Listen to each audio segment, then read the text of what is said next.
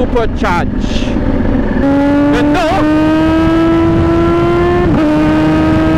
Pumasok na ng 6,000, 7,000 RPM. Wala na boy, iiwang kaluluwang mo dito. Ito yung literal na tunog malakas na mabilis. Di ba? May sticker. Dali na, may scooter naman paglalagyan ng sticker eh. Patayin mo na puwet. Uy, tangin na mo diyan. Gago talaga. So kayo, we have a lot of options in terms of choosing your next big bike. So sa naked category, sabi ko nga, marami dyan, marami kang option. Let's go to the 1000cc's first.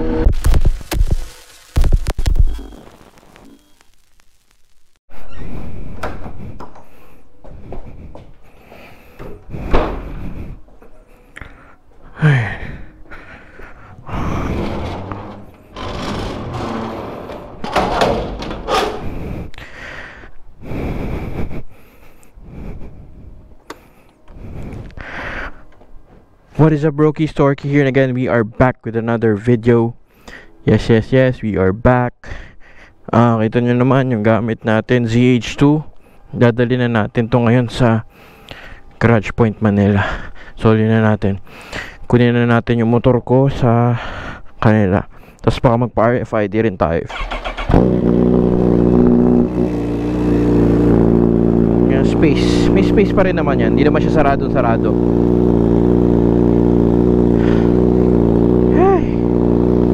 Struggle is real. At least ito hindi ganun kawasak yung tunog, di ba? Init, Diyos ko po. Ano na eh, past 10 na mga brokies. Dapat makalis na tayo. May kidlat.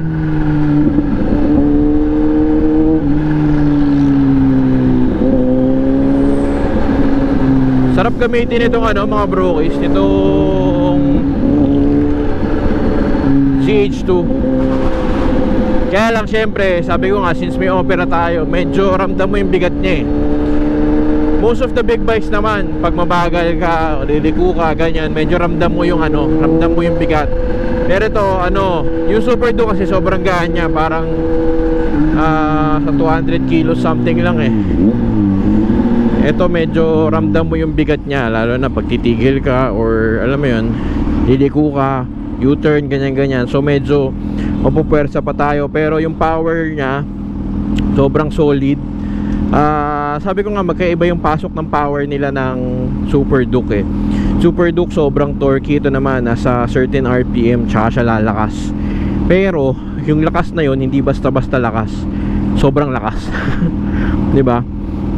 Medyo mild ng onti sa sa H2 na natin. Pero in terms of forma, technology, lahat, quick shifter na to and all, talagang solid na solid. So talaga na to, 800 something, 870, 890 ba? Sulit na sulit tong bike na to, yun ang aking masasabi, 'di ba? Alam ko may cruise control din to, kompleto ng features tong bike na to. Parts wala rin namang problema kasi Diyos ko, Kawasaki yan. 'Di ba?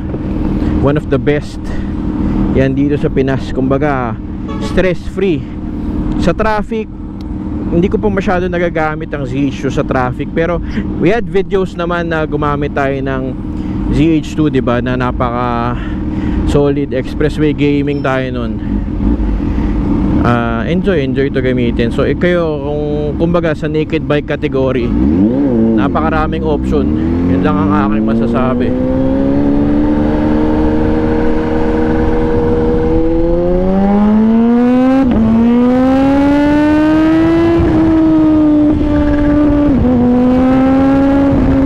Grabe yung tunog, putek, napakasarap.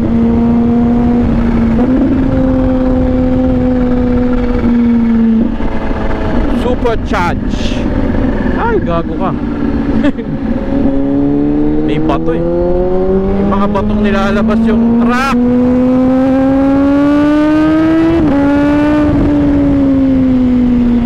Ilaw ba to? Ang dilim. Parang ang dilim ng ilaw eh. Ganda oh.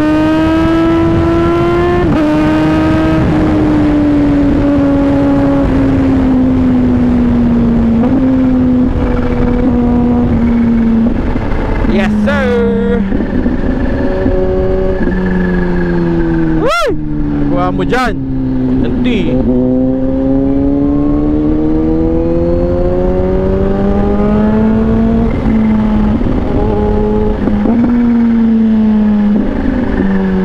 Sarap buhay. Nakakamiss ang inline 4. Diba? Inline 4 na supercharged pa. Puta, saan ka ba?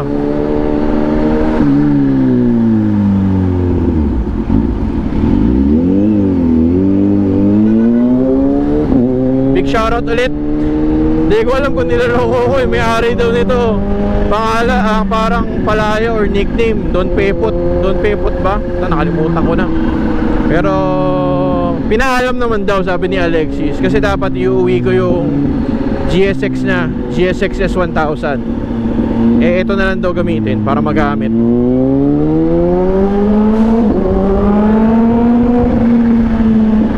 Hindi ko kasi kilala yung may-ari nito, nakakahiya.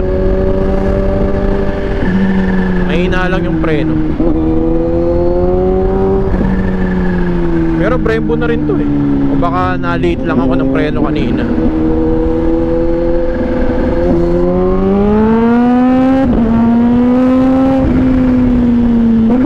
Sheesh! Woo!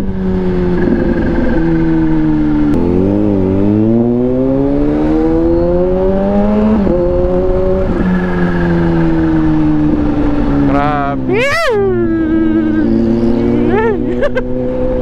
Bumilis ang kanilang pagtatawid. Pagtatawid nila. Bumilis yung pagtawid nila ate. Karaniwan sa mga Pinoy, mga brokies. Pansin nyo naman, di ba? Mahilig sila sa tunog inline 4. Yung tunog big bike talaga. I mean yung usual na tunog. Ito parang ganun. Pero ito kagandahan lang. Sabi ko nga, supercharge. So may mga gumaganon-ganon. Diba? May mga pag-sipol-sipol. Kaya goods.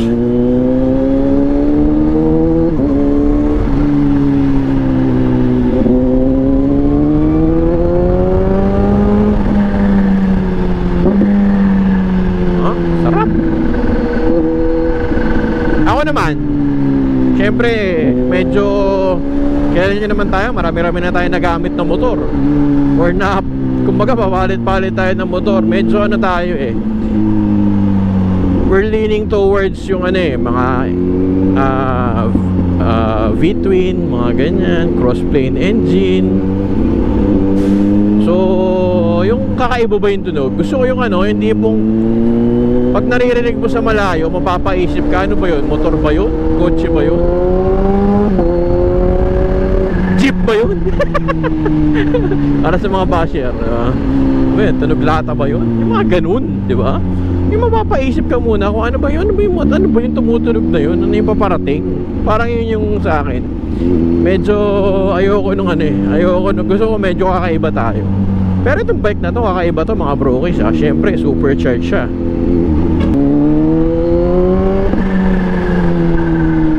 Ito yung literal na tunog malakas na mabilis. Di ba? Putik, ang lakas. Ano yun? Oh? Iiwan yung ano mo eh, pag di ka ready. Di ba kala mo kalma-kalma lang? Pag pumasok na ng 6,000, 7,000 RPM, wala na boy.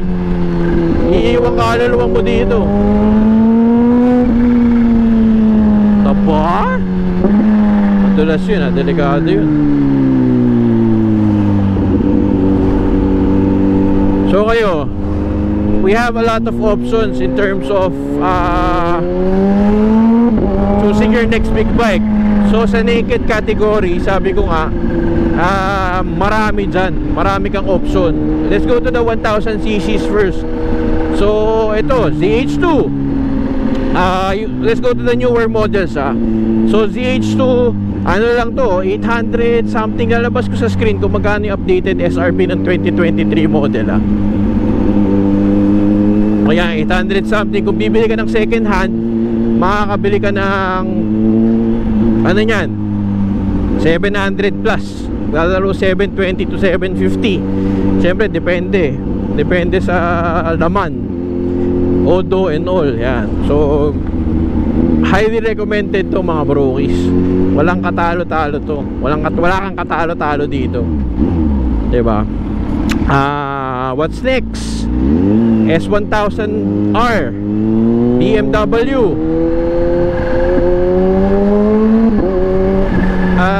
Di ko rin alam ang SRP pero nasa million yun. Nasa 1.2, 1.3M yung bago.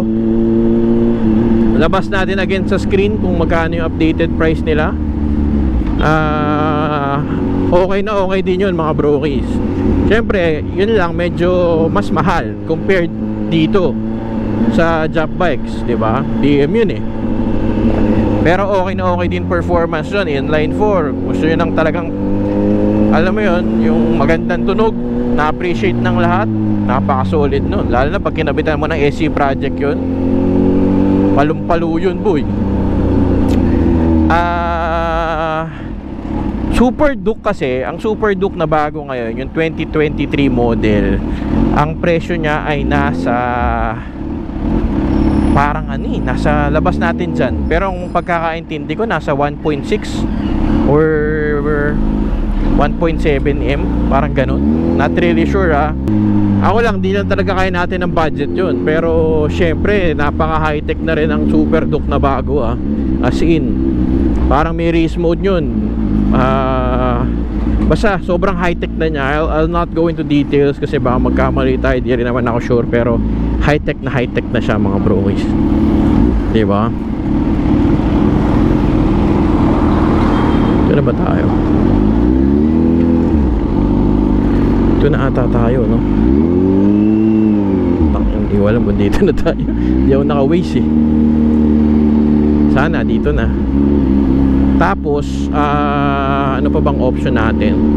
GSX S1000, di pa ako nakakagamit. Suzuki, pero not really sure about the performance. Pero less than 1M. Less than 1M, yun yung mga option nyo dyan. Ano pa ba? Baka may nakakalimutan ako. Comment down below. Street Fighter 1.6, 1.8 siguro yan. Mga ganyan nagre-range yan.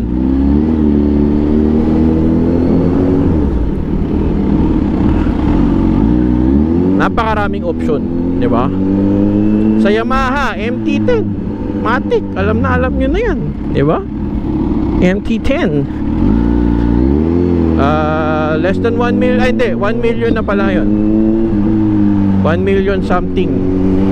Walang 1.1, parang 1,099,000 ba? Parang gano'n. Sa labas natin yung ano dyan, tamang presyo. Nagpo-vlog ko, hindi nagre-research. Nangyari sa'yo to, Rocky. Oh, may pick up coffee pala dito. Basta comment down below. Sa MT-10 naman, kunwari gusto mo luma, ang daming mura na lang yan. Meron niya 650,000. Maganda maganda, kumbaga mababa pa odo kahit pa paano, di ba? Kaya mura-mura, 1000cc na yun. Cross plane engine, 4-cylinder, di ba? A lot of options available for you, di ba? Again, depends on the budget. Pero in terms of performance, syempre magkakaiba yan eh. Dito na pala tayo.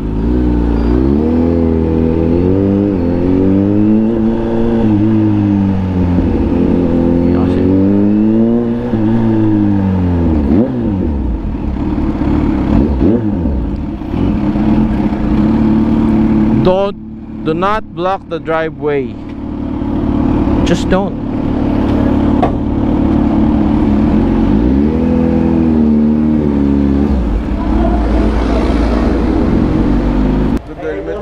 Ha? Ganda ba? Magandang gabi po. Oy, sir. May sticker. Dali na, may scooter naman paglalagyan ng sticker eh. Patayin mo na puwet. Uy, tangin na mo diyan. Gago talaga. Lalabas ko yan. O, dilabas mo. Pakita mo. Subscribe.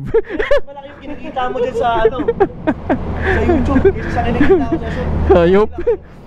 Pinapakita ko buong ano. Ang topic ko ngayon, nakaisip lang ang topic. Kung papipiliin ka 1000cc naked bike, anong marirecommend mo? GH2. ZH2. Nabanggit ko na kanina yan. Hindi, actually maliban doon, no joke pati ito. Siyempre. 1290, hindi, walang biro Yung bago, mahal eh. Hindi, at saka gusto ko yung bagong GSX. Oh, yung GS. Hindi ko pa nagagamit eh, pero maganda ba performance? Pag nagamit mo bro, tawagan mo ko. Bakit? Gamitin ko rin. Tangina mo. So, nandito tayo ngayon mga broki sa Garage Point, Manila. Tayo na si Toy gago eh. May marerecommend kang 1000cc naked bike?